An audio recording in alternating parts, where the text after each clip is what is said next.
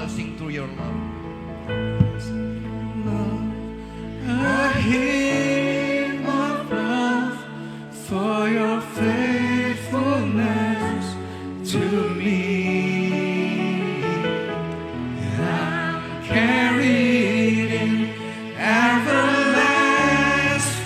arms. You'll never let me go.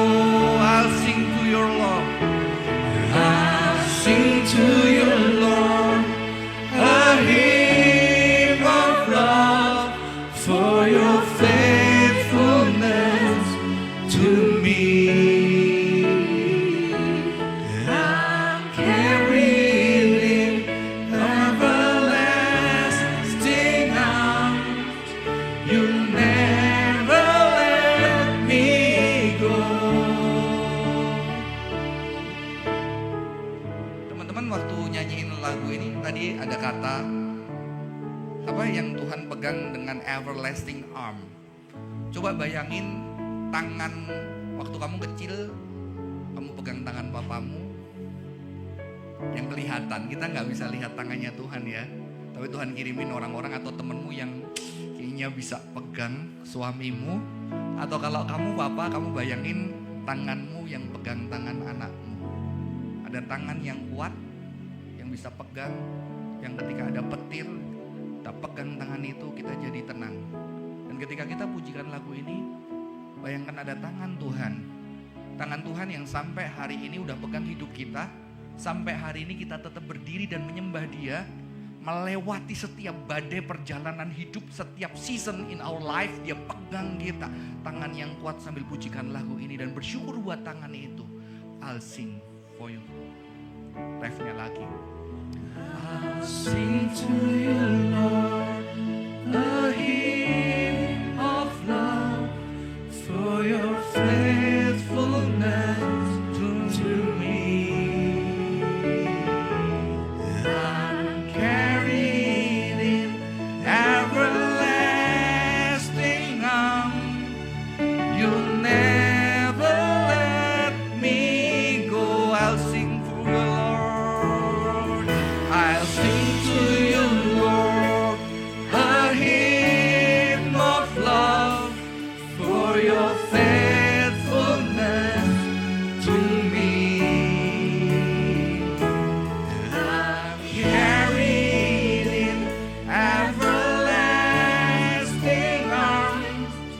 You'll never let me go.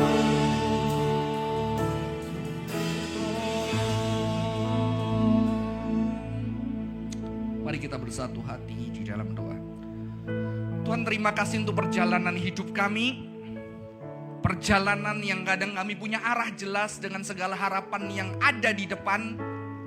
Tapi kadang-kadang di dalam perjalanan itu kami kehilangan arah, tidak ada tempat pegangan. Tapi kami bisa melewati setiap tempat-tempat terlemah kami. Atau mungkin kami hari ini sedang di tempat yang terlemah, tapi kami datang ke tempat ini dan berusaha Tuhan untuk percaya ada tangan yang memegang kami, tangan yang kekal, yang tidak kelihatan, yang sudah bertahun-tahun menemani kami di dalam perjalanan kami. Bahkan ketika tangan kami tidak bisa memegang tangan itu Tuhan, tangan-Mu yang gagah mengegang perjalanan langkah kami melewati setiap permasalahan hidup. Tuhan, tolong kami yang sedang di dalam kesulitan. Bagi kami yang terus sedang di dalam mengalami kebahagiaan dan pertolongan Tuhan, biarlah kami bersyukur. Dan biarlah kami menjadi lengan Tuhan. Lengan Tuhan yang bisa menggandeng teman-teman kami yang belum bisa melihat Tuhan. Menggandeng keluarga kami, anak-anak kami yang kecil. Sehingga anak-anak kami kecil tahu pernah digandeng kuat oleh papa mamanya. Sehingga dia juga merasa lebih mudah. Karena dia pernah melihat di dalam kehidupan nyata ada cinta yang besar. Sehingga mereka lebih tidak sulit lagi melihat Tuhan yang tidak kelihatan. Tolong kami Tuhan, kami akan dengerin firman Tuhan. Kiranya Tuhan berbicara kepada setiap kami. Di dalam nama Tuhan Yesus Kristus kami berdoa. Amin. Shalom, silakan duduk teman-teman. Shalom. Teman-teman, thank you banget 2 hari ini. Nggak tahu capek tapi seneng. Hari Jumat ya. teman-teman yang main basket ya, pulang rumah jam 12-an, 11-an. Ya, kemarin ada beberapa teman cukup banyak, hampir 28-an ya. Mendukung teman kita yang lagi teater ya, ada Harley, ada Yosua, ada anak saya, ada siapa lagi? Ada Florence, ada siapa lagi? Ada siapa? Oh Karis lupa, maaf Riz. Siapa suruh lu gak datang? Oh ada, itu dia kemarin teman-teman bilang dia bukan acting. Ya. Keren banget kemarin teman-teman, bersyukur banget saya juga dikasih kebahagiaan karena saya boleh bersumbangsih.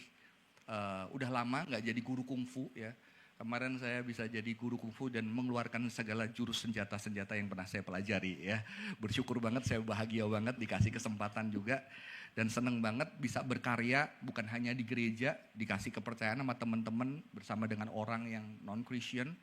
Ya, hari ini sebetulnya si Kenji mau datang, ya tahu kan, yang datang ya mau datang tapi kayaknya dia penuh dengan kemarin ada cedera ya. Nanti dia bilang jangan lupa ngajak lagi datang.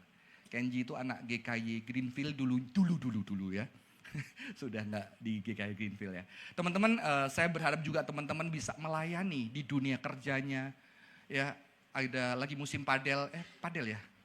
Saya pengen coba, nggak pernah coba. Saya pernah coba tenis SD ya. Ya, nah itu bisa ada banyak community, bisa jadi berkat. Teman-teman yang di basket kita seneng banget. Sekarang ada 35 orang ya, dari yang nggak kenal sekarang datang ke gereja main basket. Dan saya kemarin kagum sama Rayton. Gua underestimate, kayaknya nafas dia nggak panjang, ternyata dia lebih panjang dari saya gitu ya. Wah dia jaganya keren banget. Jadi teman-teman dan seneng banget lihat teman-teman punya teman bisa bersahabat, bisa mengenal ya. Tahu ada padelsing, tennising ya. Saya tanya Alan, ajarin gua tenis dong gitu. Mahal kok, ya nggak jadi. Karena sewa lapangan berdua, kalau basket gampang ya. Keroyokan 20 iuran saudara-saudara. Kalau padahal yaudah jangan yang lain aja ya. Teman-teman, hari ini saya akan bicara secara khusus a vision that overcomes. Sesuatu yang menarik, teman-teman boleh cek di Netflix, ada satu documentary yang saya tonton belakangan ini ya. Ini documentary tentang bagaimana perpolitikan di Brasil, teman-teman.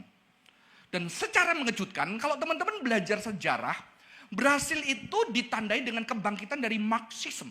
Marxisme adalah sebuah paham perlawanan terhadap kapitalisme. Tapi ternyata Karl Marx atau Marxisme sudah kalah. Terbukti negara-negara yang menganut paham Karl Marx, komunisme, sudah tidak bertahan di dunia ini. Dan ternyata di negara-negara tersebut justru terjadi diktator. Ya, sehingga orang sekarang melihat kemenangan dari kapitalisme. Dari paham Karl Marx yang akhirnya juga menginspirasi gereja, karena gereja di Amerika Latin menghasilkan sebuah teologi yang namanya teologi pembebasan.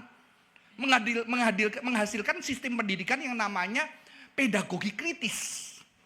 Yaitu sebuah pendidikan yang menuntut pendidikan itu harus ada kesetaraan. Karena yang terjadi di dalam dunia pendidikan ketidaksetaraan. Kalau lagu TK saya, Bintang Kecil.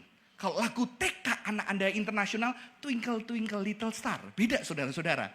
Ya. Bintang kecil di langit yang biru. Bintang di langit yang biru. Nggak logik kan? Sekarang udah diganti bintang kecil di langit yang tinggi. Zaman saya di langit yang biru saudara-saudara. Dan kita menyanyikan, balonku ada 5. Merah kuning kelabu, merah muda dan biru. Meletus balon hijau, kagak ada. Saudara-saudara di zaman saya aneh sekali ya. Ada kalau olahraga zaman saya kasti. Kasti tahu saudara? Pakai tongkatnya kayu, bolanya hijau. Sekarang baseball. Ya. Sekolah tertentu beda. Ekstrakurikulernya, namanya kalau masak itu nama kerennya apa sih? Tata boga itu masih kuno yang sekarang. Apa? Pastry atau apa gitu lah. Wah kitchennya keren. Zaman saya masak Indomie saudara-saudara. Masak pentol gitu ya. Saudara-saudara ada beda, maka pedagogi kritis menuntut. Dan ternyata gereja waktu di zaman Amerika Latin menghasilkan teologi pembebasan. Teologi yang berpihak kepada orang-orang kulit putih. Orang-orang yang tertindas. Jadi dari Amerika ada teologi pembebasan, ada black theology. Ya ini biasanya tidak disukain orang reform. Ya, Karena dianggap melawan sebuah power, saudara-saudara. Tapi saya membaca beberapa dari tulisan. Ya, pedagogi kritis, pendidikan kaum tertindas. Ada satu judul buku yang ditulis oleh Paul Freire. Itu pendidikan untuk orang-orang yang benar-benar di bawah. Saudara jangan salah, Montessori dimulai untuk anak-anak di jalanan yang nggak dapat pendidikan. Tapi sekarang Montessori really expensive, saudara-saudara. Yang dibawa nggak bisa bagaimana pendidikan untuk orang-orang. Saudara, tapi ternyata di Amerika Latin terjadi perubahan. Ada mantan presidennya yang akhirnya masuk penjara mengatakan apa? Kenapa sekarang terjadi kebangkitan evangelical Christian? Kalau di Amerika ya right wing ya. Ya, kebangkitan evangelical Kristen yang memberikan kesegaran. Dan banyak orang berhasil menganut evangelical theology. Pergi ke gereja-gereja Injili, saudara-saudara. Gereja kita Injili, saudara-saudara. Ya, pergi ke gereja Injili, ya. Dan akhirnya orang tanya, mengapa? Ya jelas, karena waktu itu di Brasil banyak orang nggak dapat kerja. Ketika nggak dapat kerja, langsung kumpul. Kalau Karl Marx dengan partai buruh, ngumpul sama-sama orang nggak dapat kerja, protes, capek. Melawan kekuasaan, akhirnya udah ditinggalin. Akhirnya pergi ke gereja yang menganut liberalism teologi. Tidak apa-apa, kita tertindas, kita juga bisa menyuarakan di tengah ketidakadilan dunia sampai Tuhan datang. Kelamaan. Tapi muncul kelompok evangelik yang mengatakan, karena dosa ada. Tapi ada harapan di dalam Tuhan. Tidak hanya di dunia akan dekat, di sana, di sekarang. Maka kita harus terjun di dalam marketplace, ministry dan segala macamnya. Dan mereka masuk ke dalam sebuah perpolitikan. Dan 70% berhasil menaikkan presiden yang nama Bolsonaro. Dan sejak dia naik terjadi doa sebelum rapat kongres. Doa besar-besaran, berpuasa, menangis bersama dengan Tuhan. Kristen banget ya. Firman Tuhan menjadi pegangan yang utama. Tapi saudara tahu yang terjadi ketika COVID melanda. Ya, gerakan kita harus doa masa, doa keluar rumah, doa puasa. Tidak, presiden tidak mengambil langkah-langkah yang tepat. Sehingga berhasil menjadi nomor 2 di dunia yang mati banyak. Ya, maka dokumenter ini ada. Di sini ada sebuah kritik terhadap evangelical Christian. Ya, dan ternyata ada politik yang besar. Dan ternyata presiden ini sangat mendengarkan seorang televangelis, pengkhotbah televisi. Kalau sekarang ya. Atau pengkhotbah Instagram ya, yang sangat mempunyai mega church, yang percaya Alkitab firman Tuhan, Yesus satu-satunya juru selamat, harus memperjuangkan keadilan dan segala macamnya, dan dia bisa membuat dia 70% pemilihan berhasil. Ya. Tapi akhirnya rakyat tahu ternyata itu sebuah gerakan yang akhirnya presiden ini lari. Ternyata terjadi banyak kasus, nonton sendiri saya nggak mau cerita lebih lanjut. Tonton sendiri dan lihat saudara-saudara. Dan ini sungguh merasakan saya. Karena nanti saudara-saudara ketika kita membaca ayat. Orang-orang yang sudah berpikir kritis bacanya beda. Ketika baca Nehemia, oh jangan-jangan Nehemia ini juga using people, abuse of power, menggunakan orang untuk kepentingannya. Lah gitu, zaman sekarang itu hermeneutik namanya hermeneutik suspicious. Hermeneutik kecurigaan. Kan Nehemia ini pemimpin. Pemimpin berkepentingan untuk negaranya. Berkepentingan untuk Israel bisa maju. Berarti ada politik kekuasaan dan dia bisa menggunakan orang untuk kepentingannya, saudara-saudara. Sekarang cara tafsirnya kayak gitu. Ya. Nah, hari ini kita akan membaca, saya akan bacakan buat kita Kisah Nehemia 4. Ya. Saya akan bacakan ayat ke-7 sampai ayat yang ke-19, agak banyak. Saya akan bacakan ya. Ketika Sanbalat dan Tobia serta orang Arab dan orang Amon datang dan orang Asod mendengar bahwa pekerjaan perbaikan tembok Yerusalem itu maju dan bahwa lubang-lubang tembok mulai tertutup, maka sangat marahlah mereka. Mereka semua bersekongkol untuk memerangi Yerusalem dan menimbun kekacauan di sana. Tetapi kami berdoa kepada Allah dan kami melakukan penjagaan terhadap mereka siang dan malam karena sikap mereka. Berkatalah orang Yehuda, kekuatan para pengangkat puing sudah melemah, padahal puing masih sangat banyak. Kami tidak sanggup membangun kembali tembok-tembok ini. Lawan-lawan kami berkata, mereka tidak akan tahu dan tidak akan melihat apa-apa sampai kita ada di tengah-tengah mereka, membunuh mereka dan menghentikan pekerjaan itu. Orang-orang Yahudi yang tinggal dekat mereka sudah 10 kali datang memperingatkan kami. Mereka akan menyerang kita dari segala tempat tinggal mereka. Aku lalu menempatkan rakyat menurut kaum keluarganya di bagian-bagian yang paling rendah dari tempat itu, di belakang tembok, di tempat yang terbuka, lengkap dengan pedang serta tombak dan panah. Serta mengamati semuanya, aku berdiri dan berkata kepada para pemuka, para penguasa dan orang-orang yang lain, janganlah takut terhadap mereka. Ingatlah kepada Tuhan yang maha besar, dahsyat yang berperang untuk saudara-saudaramu, anak-anak lelaki dan perempuanmu, serta untuk anak istri dan rumahmu. Bisa dituduh, oh ini untuk memanipulasi supaya orang berjuang untuk negara. Bisa?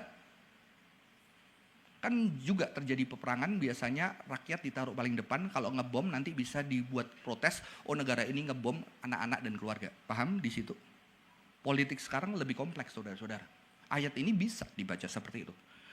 Ketika musuh-musuh kami mendengar bahwa rencana mereka sudah kami ketahui dan bahwa Allah telah menggagalkannya, maka kami semua kembali ke tembok itu, masing-masing ke pekerjaannya.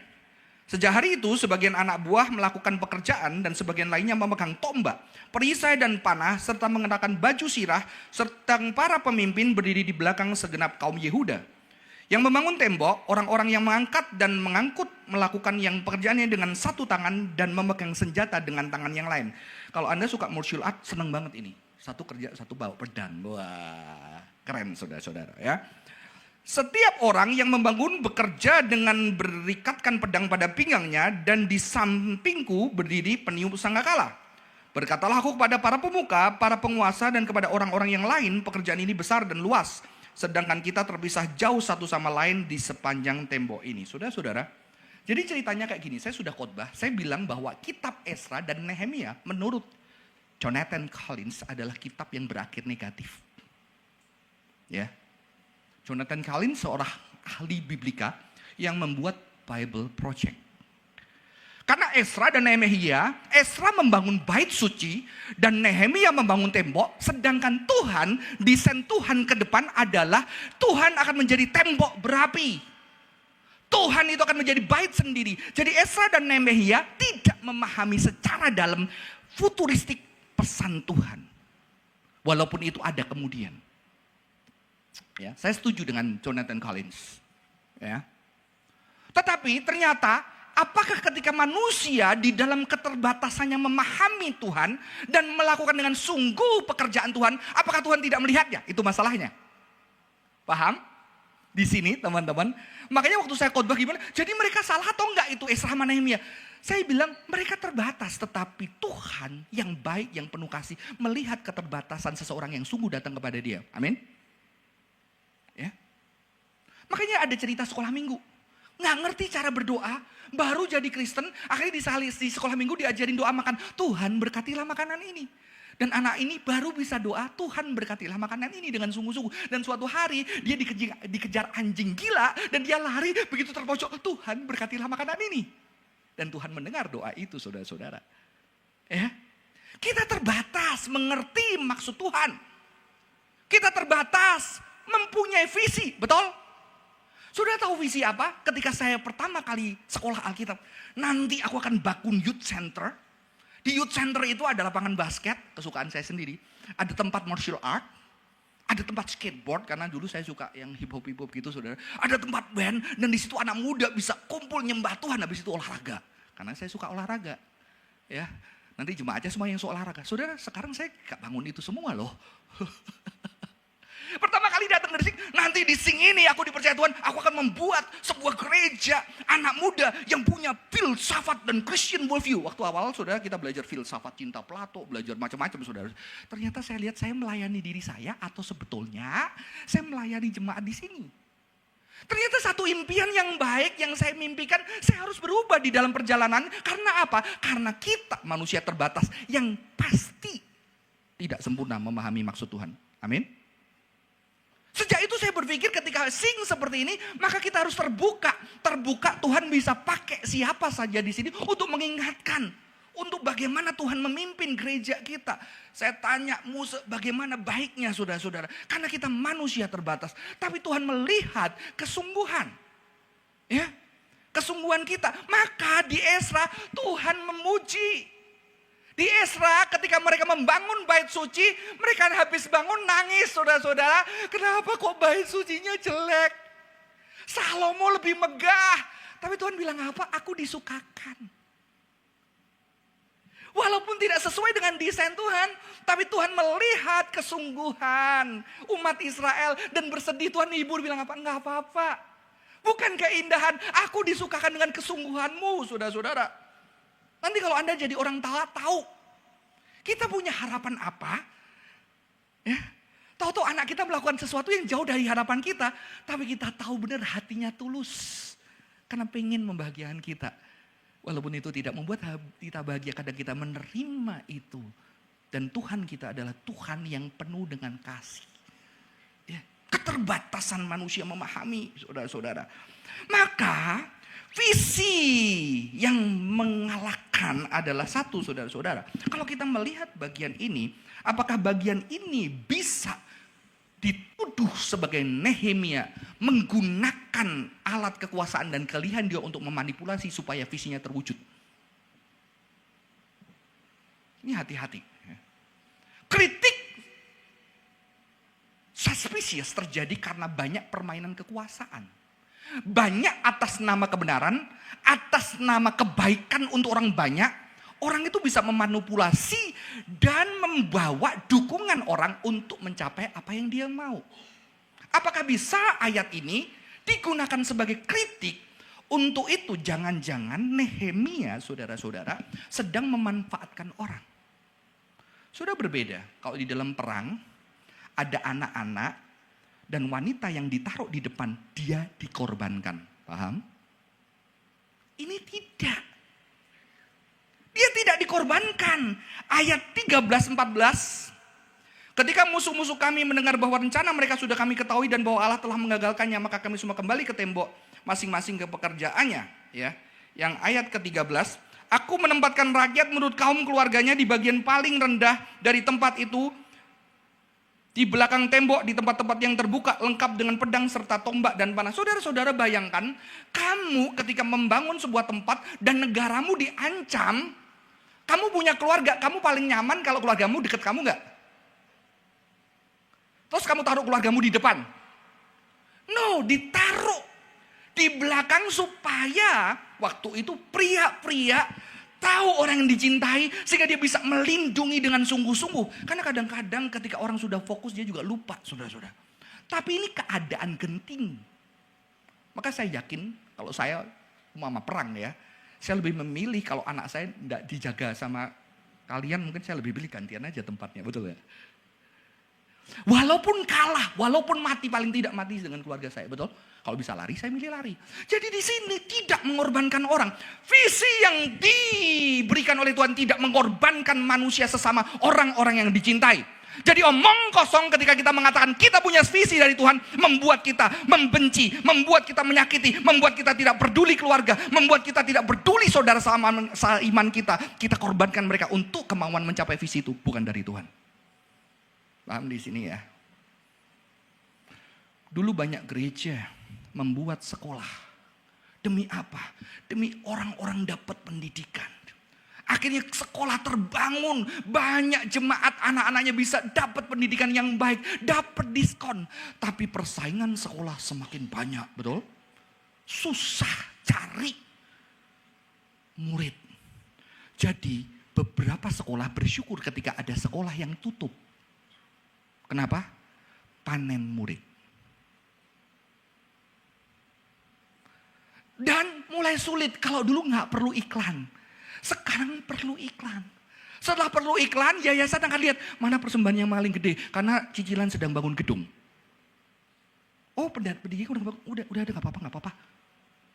Saudara kebalik. Harusnya sekolah, pendidikan itu untuk orang bisa belajar. Akhirnya kebalik, orang-orang itu bagaimana masuk untuk men-support institution. Saya tahu institusi perlu disupport. Kalau nggak ada, ya kita nggak ada ruangan ini, betul? Bukan itu salah, tapi cara pikir kita.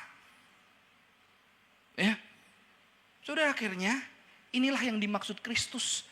Hari Sabat untuk manusia, bukan manusia untuk hari Sabat. Anak remaja pasti pernah memahami. Keluarganya dapat khotbah yang bagus. Kita perlu family time. Ya. Akhirnya kita, papa, iya, udah banyak kerja, jarang komunikasi sama istri. Kita perlu family time. Akhirnya hari Minggu, family time. Anaknya lagi remaja, senang sama teman-temannya. Kamu harus family time. Karena ini sesuai Alkitab. Nggak salah. Tapi kita juga tahu pertumbuhan mereka. Kalau mereka masih SD, family time oke. Kalau waktu SMA, banyak anak-anak, family time aku pengen jalan-jalan, aku FOMO, aku nggak bisa. Orang tua harus ngalah, mikirin family time yang membuat anak Anda tetap bahagia. Amin. Ya. Banyak anak yang cerita, aduh lihat temennya, nggak bisa kewajiban. Tapi juga bisa sebaliknya, kalau kamu sudah dewasa punya anak, kamu sekarang pengen jalan-jalan, kamu berkorban juga karena emakmu sekarang udah gak punya anak. Ya kan? Ya. Sehingga papa mamamu anaknya semua udah kawin. Kalau Sabtu Minggu gak ada siapa-siapa. Lu lebih seru sama anak-anak komsel, sama temenmu. Tapi akhirnya gue sacrifice untuk nemenin mereka, itu juga indah. Mengerti maksud saya saudara-saudara? Kasih yang besar. Tapi kegiatan-kegiatan itu bukan untuk memanipulasi orang, untuk menggerakkan roda aktivitas. Family time itu adalah anugerah untuk keluarga sehingga setiap orang datang senang ketika ada di sana. Berbahagia, merasa dekat, lebih mencintai. Bukan menjadi aturan-aturan yang akhirnya dibuat sehingga menjadi tekanan. Beberapa banyak anak-anak family time adalah menjadi, apalagi kalau family time-nya besar. Entar, anakmu kok belum punya anak, kerjaanmu apa? Kenapa kerjanya ini udah kayak ini, kok gak kayak ini?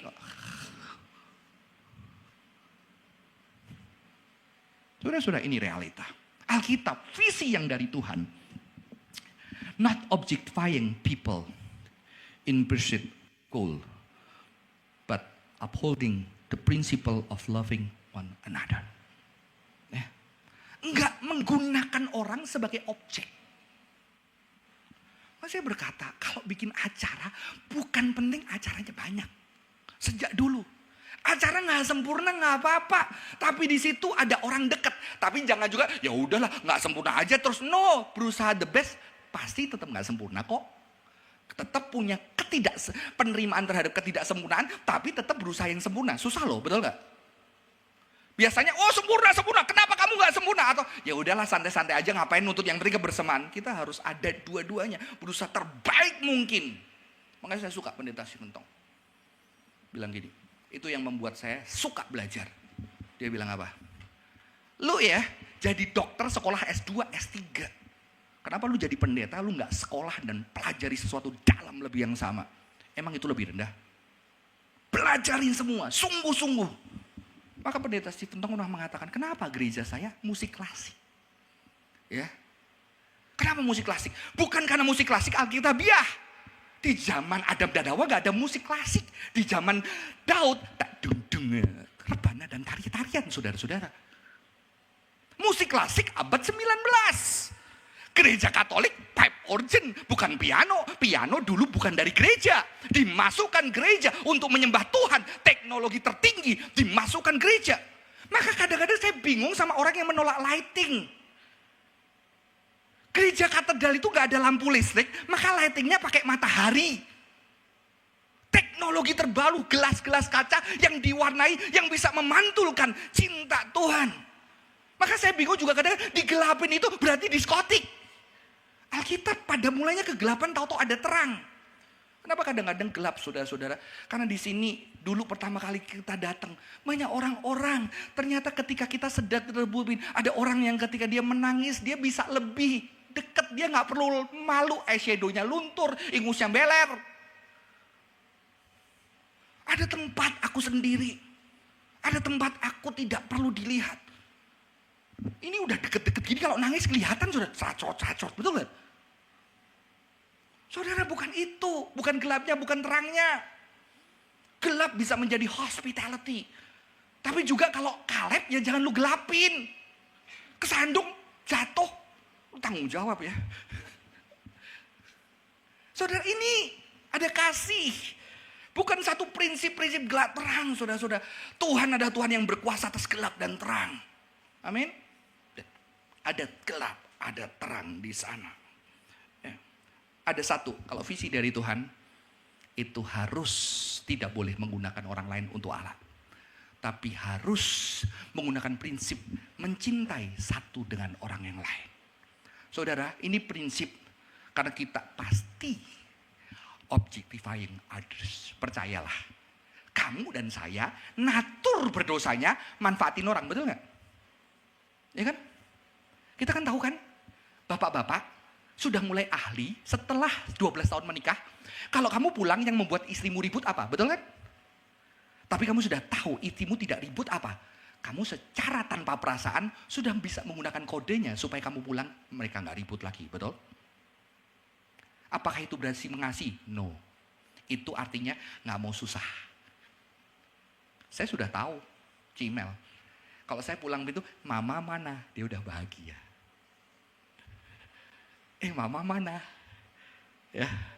Dulu saya pikir ngajak ngomong lama sehingga gua udah ngomong sama Harvey lama gitu ya. Pulang ngomong sama dia lagi, aduh beban hidupku berat banget. Ternyata setelah ngobrol sama dia, kok sudah sebentar dia pergi. Oh berarti dia gak butuh ngobrol lama. Wah ternyata dia suatu hari bilang, seneng loh kamu tahu-tahu nyari aku. Jadi gak nyari saya. Kalau mama mana? Oh di situ. Kangen ya? Iya gitu. Udah selesai. Gak repot saya saudara-saudara. Apakah itu mencintai? No. Saya sudah tahu trik dan teknik untuk membuat dia bahagia tanpa saya direpotkan.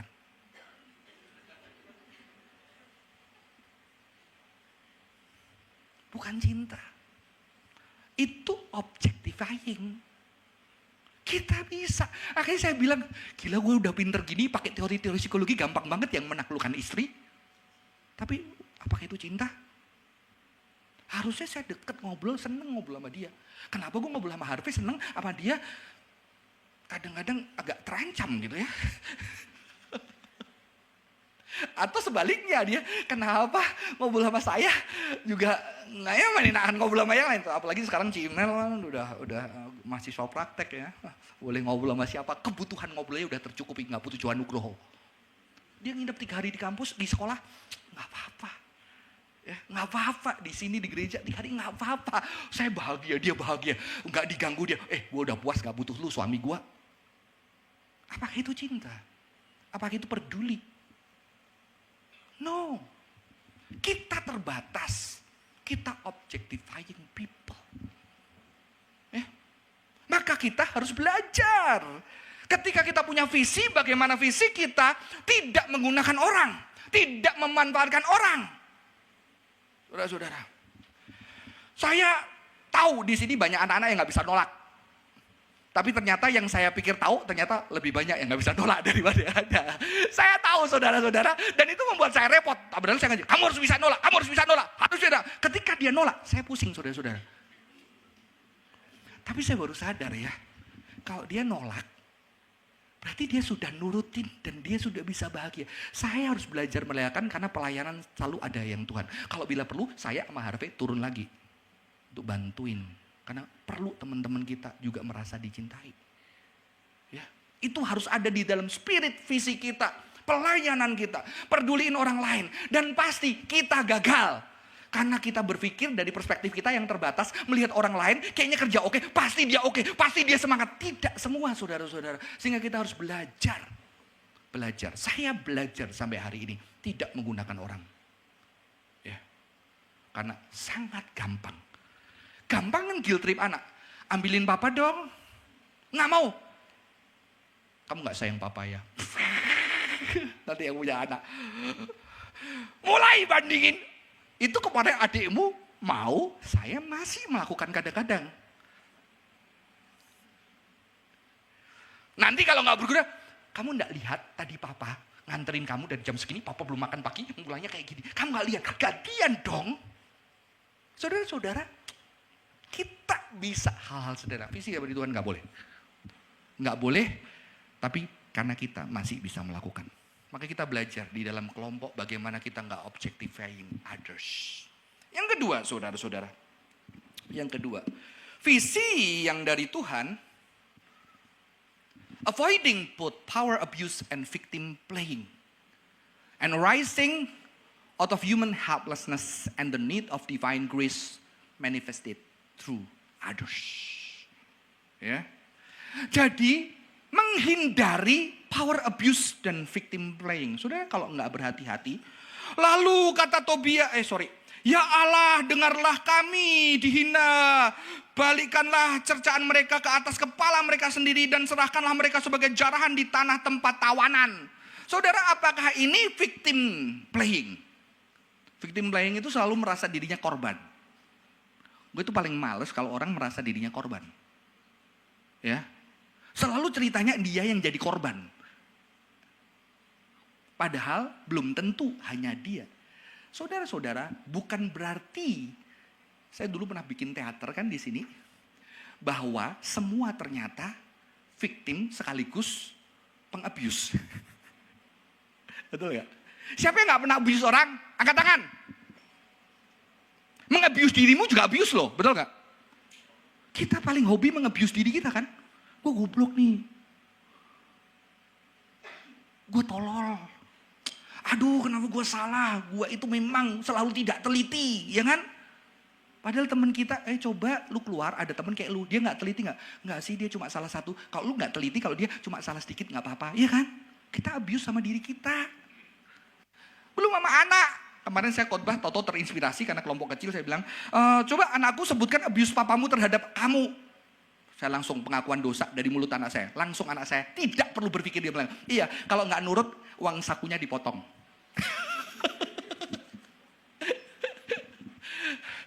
Diancam, nggak pernah saya potong saudara. Itu cuma ancaman yang tidak pernah saya lakukan. Iya, ntar nggak dapat uang saku, nggak dapat apa gitu. Udah kecil, dipotong lagi. Saya nggak pernah potong, cuma kadang-kadang itu keluar. Itu abuse loh.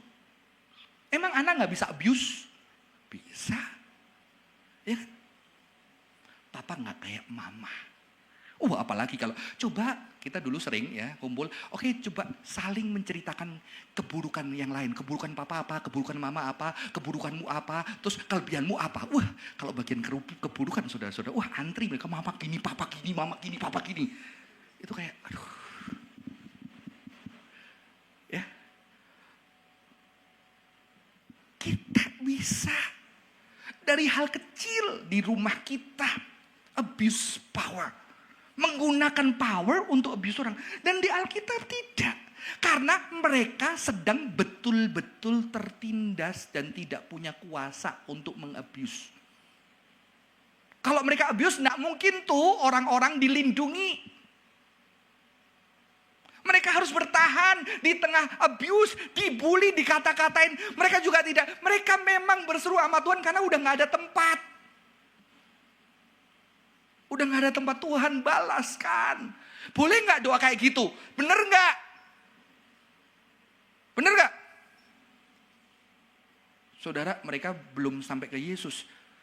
Jadi kadang-kadang bukannya kita doa kayak gitu ya. Aduh Tuhan, capek banget, ngeselin banget dia Tuhan. Aduh tolong. Begitu dia dapat celaka, siapa suruh lu? Gitu sama gue, rasain lu. Ya, lu jatuh. Terus kita cerita, tapi gak boleh lah ya gue, enggak lah ya, gini-gini lah. Tapi hati-hati kita bersorak-sorai. Seolah-olah dibela Tuhan, bener kan? Saudara-saudara, ini adalah doa jujur yang betulnya kadang-kadang kita melakukan, tapi tidak ideal. Karena doa yang ideal, Tuhan, ampunilah mereka, sebab mereka tidak tahu yang mereka lakukan. Tapi kadang-kadang kita sebagai manusia yang udah terjepit, doa kita kayak gini, betul. Bukan masalah benar dan salah. Kita kadang-kadang melewatin doa-doa yang kesel. Sama orang tertentu, lihat wajahnya pengen muntah. Ya kan? Bukan cuma minta, kalau dia jatuh, bahagia banget saudara-saudara. Ya. Tapi justru kejujuran inilah yang kita perlukan. Saya udah cerita belum ada satu anak, dia pernah dibully sama temennya yang kaya. Sejak itu dia berjuang supaya tidak dibully. Walaupun dia tidak kaya, dia berusaha terbaik mungkin. Sampai dia bisa dapat sekolah di tempat yang baik. Tapi waktu pandemi, teman-teman yang kaya itu harus pulang ke Indonesia. Harus pulang ke Indonesia. Dan dia tahu-tahu bilang sama saya, aku jijik sama diriku sendiri kok. Kenapa? Tahu-tahu waktu mereka pulang, aku salam yang kuat ya. Aku doakan kamu gitu, tapi hatiku rasain loh. Kok aku seneng ya sebetulnya. Tapi saya bilang sama dia, that's good karena kamu jujur dengan hatimu. Dan kamu jijik, kamu bisa datang sama Tuhan. Tuhan, ini hatiku loh. Ketika ada orang yang sedang tersakiti, aku gak sedih loh sama dia. Tuhan, help me. Kasih aku cintamu supaya aku bisa punya kasih. Tapi kadang-kadang orang ngerasa gak berani menghadapi kebusukan-kebusukan dirinya. Kan diajarkan gak boleh busuk, harus selalu tampang wajah malaikat. Akhirnya kita tidak berani melihat kebusukan diri. Akhirnya kita tidak bisa melihat kebusukan-kebusukan orang lain. Yang adalah manusia ciptaan Tuhan yang jatuh dalam dosa. Yang sama-sama belajar anugerah dan cinta Tuhan. Amin. Saudara-saudara, kita perlu. Ini adalah salah satu doa tidak sempurna. Tapi tulus dipanjatkan kepada Tuhan dengan segala pergulatan, saudara-saudara. Ya, harus ada cinta seorang dengan yang lain, visi. Ya. Jadi orang yang mencintai Tuhan pasti ada cinta sesama dan pasti ada cinta diri. Saudara-saudara, beberapa tahun lalu ada dokumenter, 10 tahun lalu kalau nggak salah. Waktu saya lupa ya, 2000, lebih loh 20 tahun. Saya lupa, Jesus Camp. Ini adalah sebuah retreat anak sekolah minggu kaum Evangelical Church di Amerika. Dan di retreat itu luar biasa. Anda lihat dokumenternya, anak-anak sejak kecil dilatih untuk berpihak kepada partai tertentu, ya. Terus nanti ada wajah presidennya ditaruh di depan, suruh doa bareng-bareng gitu ya. Dari partai tertentu untuk presiden itu, jadi anak kecil sudah dilatih untuk tunduk kepada evangelical truth yang dimasukkan ke dalam perpolitikan. Wah. Tapi kalau Anda lihat, Anda bisa terharu karena anak-anak bisa berdoa untuk presidennya sampai nangis. Anak-anak bisa anti-abortion dan ditulis abortion di sini, dipecahin semua pakai palu di situ. Ya. Anak-anak bisa berteriak supaya Injil ditegakkan, supaya Injil dibenarkan. Dan ternyata ada satu orang yang menanti 10 tahun melihat hasil anak-anak itu sekarang gimana? Anak yang nangis, yang bernubuat, yang berdoa untuk bangsanya, yang bilang Yesus satu-satu jalan, yang tidak mau menari secara kedangingan, yang hanya menari secara rohani. Dilihat 10 tahun ke depan. Saudara, inilah yang terjadi. Ini dulu waktu kecil. Dia suka nari. Tapi ketika masuk di dalam ini, kamu harus nari untuk Tuhan, bukan nari untuk dunia. Beda nari Tuhan sama nari untuk dunia. Dan dia mengatakan, ini yang beda. Pray loudly to God, He will enter the church.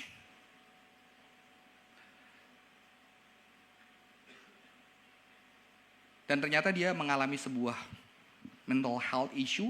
Dan dia bilang dia gak mau kekristenan yang hanya memberikan positif harapan, toxic Christianity. Dan dia hampir kehilangan imannya, saudara-saudara. Karena dia tidak dipaparkan realitas kehidupan yang nyata. Ya, saudara, kelihatannya sangat alkitabiah.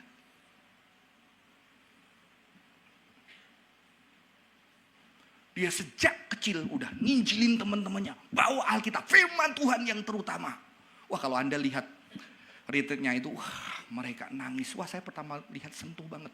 Anak-anak kecil bisa nangis untuk Tuhan, nyembah Tuhan. Berdoa untuk bangsanya. Memberitakan Injil seusia itu. Bawa Alkitab nggak malu. Berusaha mempertobatkan orang supaya diselamatkan. Saudara kalau bisa nonton. Ini yang Tori. Dia suka nari. Dan dia bilang, beda nari. Nari untuk Tuhan dan nari secara kedagingan. Dan aku kalau nari, aku sungguh-sungguh benar-benar nari untuk Tuhan. Gak boleh untuk nari dunia. Untuk boleh mengawal kemuliaan Tuhan. Zaman itu, zaman 98. Saudara tahu, saya di dalam aliran evangelikal yang seperti ini. Saya atlet wusu kejuaraan nasional. Harus berhenti. Karena bilang gak boleh ada kesombongan. Karena kamu tidak memuliakan Tuhan. Kamu memuliakan dirimu dilihat orang. Saya tinggalkan atlet yang membawa saya dapat beasiswa sekolah. Untuk melayani Tuhan. Saya tinggalkan keahlian karena itu sampah. Semua mengungkut Kristus. Semua untuk Yesus. Saya puasa 30 hari. Doa malam terus.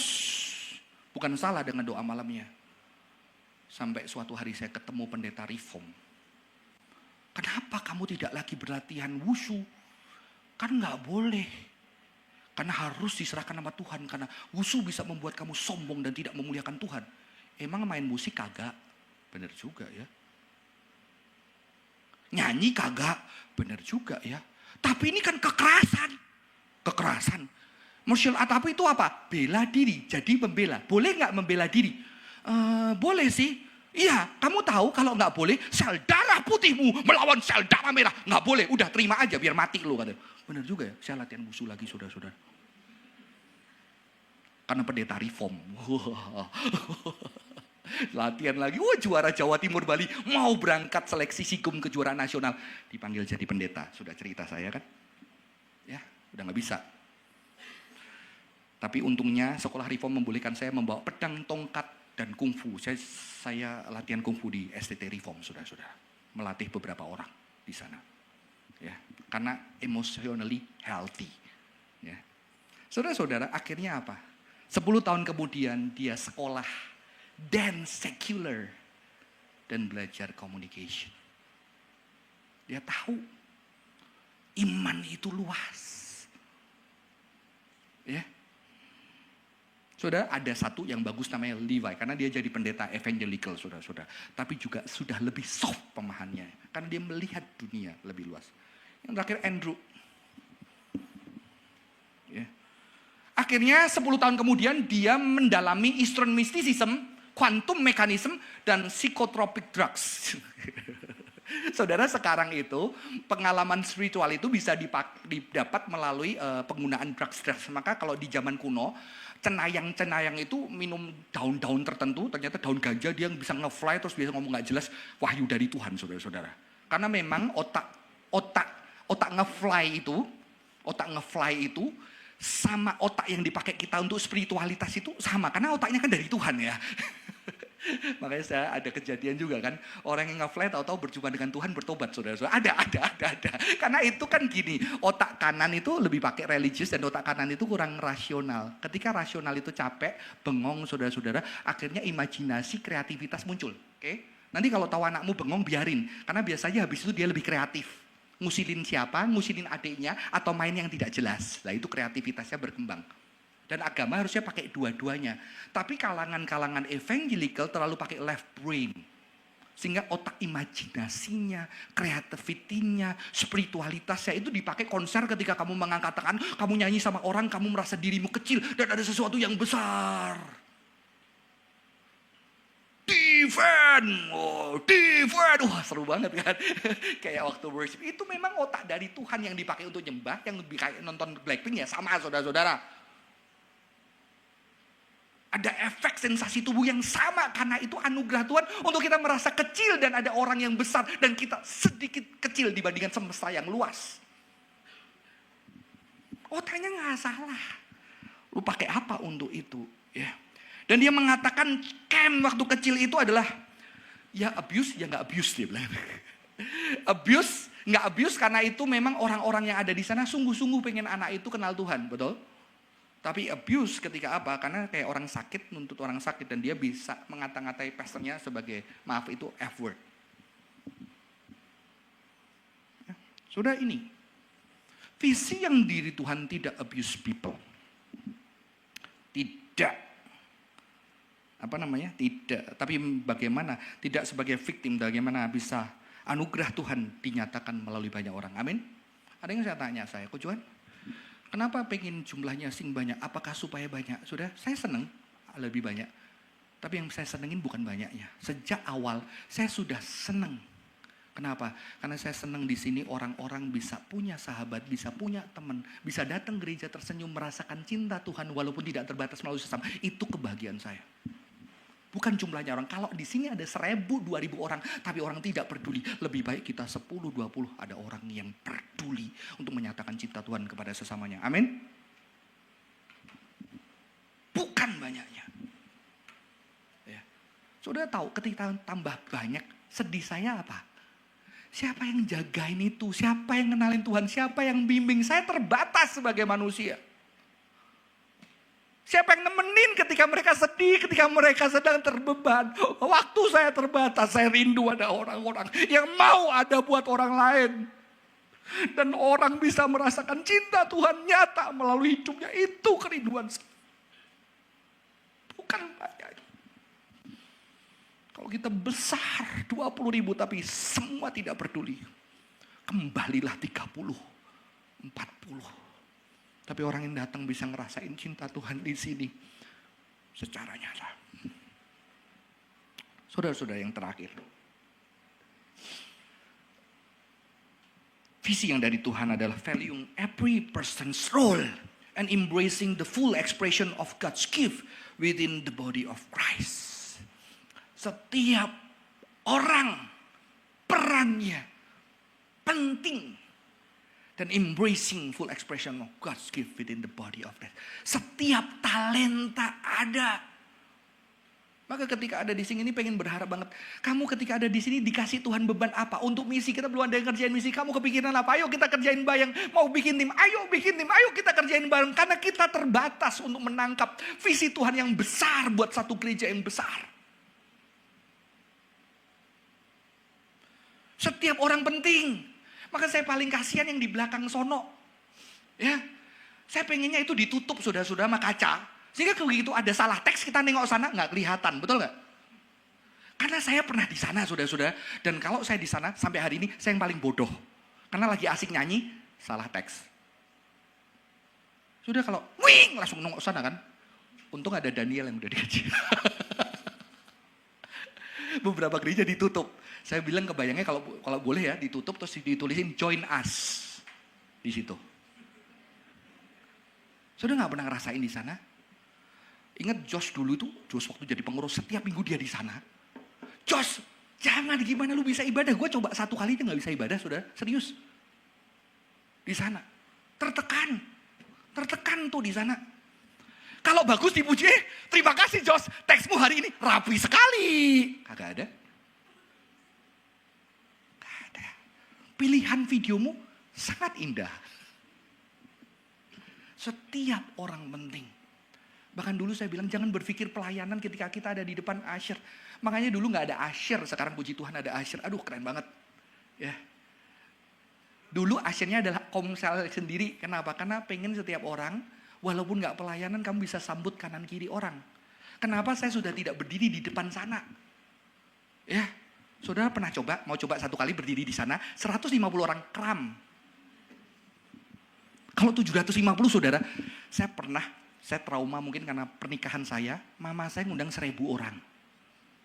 Tapi di kampung murah saudara, 1.000 orang, bayangin gak ada AC di kampung, saya harus di depan. Parahnya mama saya undang orang itu cuma 400 orang. Ternyata orang datang, lu kok gak undangin gua dong? Lu gak undangin gua, lu sombong ya? Akhirnya undangan saya difotokopi sama mama saya. Fotokopi saudara-saudara, hitam putih. Dan saya gak tahu itu siapa saja. Kram, serius.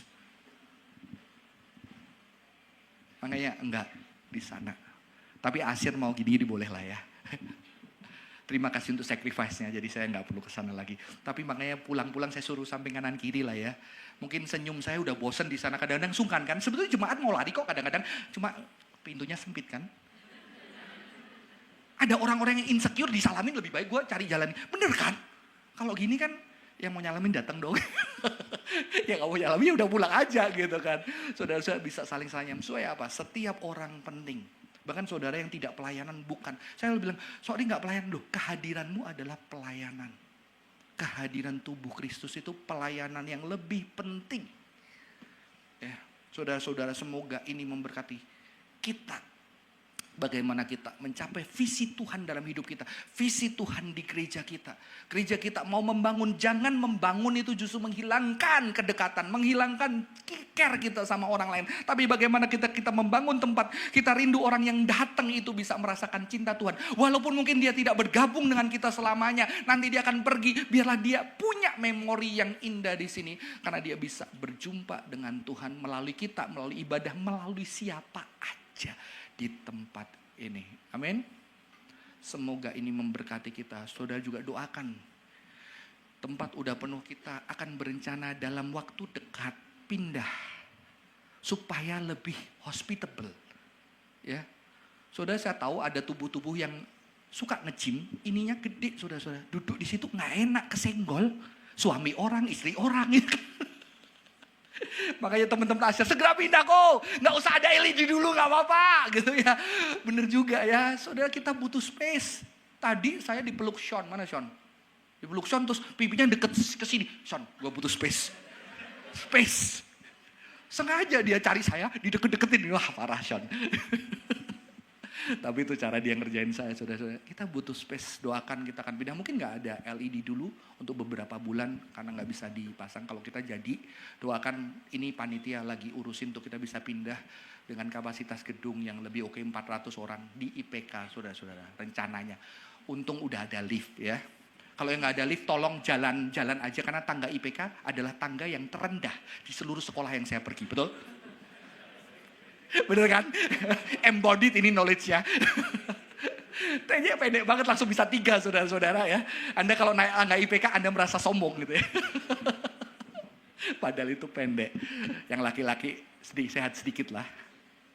Ya, semoga ini bisa memberkati bagaimana kita membangun untuk keluarga. Visi keluarga. Pengen apa keluargaku? Pengen apa anakku? Jangan sampai abuse istri, suami, anak-anak kita. Bagaimana kasih Tuhan bisa nyata. Dan setiap orang penting di dalam keluarga itu. Ya, kelemahan saya adalah saya sangat sayang istri. Jadi kalau penentuan makan, biasanya saya lebih dengerin istri daripada anak-anak. Dan istri saya bukan yang mudah. Karena dia maunya sesuatu yang baru dan saya kurang kebaruan di dalam makanan. Karena saya dilatih orang tua makan nasi pecel setiap pagi selama 10 tahun saya tidak pernah ngomel. Tapi istri saya dicintai orang tuanya dengan banyak makan. Akhirnya saya mencintai dengan ajak makan. Tanya mama, tanya mama, tanya mama. Sekarang anaknya, kok mama terus? Akhirnya, ya udah, tanya mama besok gantian siapa, gantian siapa, gantian siapa. Sedikit lebih adil saudara-saudara. Sedikit lebih adil. Kadang-kadang kita harus memilih 2 tempat makan. Dan sekarang saya juga lebih adil dengan saya. Kalau istri saya maksudnya, iya aku antarin, aku gak mau. Karena pilihanmu selalu baru dan tidak selalu enak. Dan begitu dia enak, hatiku sakit. Udah mahal gak enak. Jadi kalau makan, kamu makan dulu. Kalau enak aku cip dikit, aku enak aku beli. Kalau enggak aku pergi ke tempat lain. Nah, dia bahagia, saya bahagia. Ya, sudah. Kadang-kadang anak-anak yang lain kita pernah loh. Kamu sana, papa sini, mama sana. Waduh, saudara. Kadang-kadang kita makan bersama, tapi itu sesuatu yang bagi saya indah. Tidak mesti harus makan bersama. Semoga ini bisa menjadi berkat saudara-saudara, menjadi berkat kita untuk bagaimana di dalam keluarga kita, di dalam pekerjaan kita, ketika kita mau mencapai sesuatu, kita berdoa sama Tuhan, kita minta pimpinan Tuhan, Tuhan mau yang mana, bagaimana kita tetap mengasihi, bagaimana kita tidak abuse people, bagaimana tidak dimanfaatkan orang lain, dan terus berusaha Tuhan memurnikan apa yang Tuhan kerjakan dalam keluarga kita, pekerjaan kita, gereja kita. Amin. Mari kita menyanyikan pujian tadi. Refnya aja, kita bangkit berdiri dan kita berdoa. I sing to you.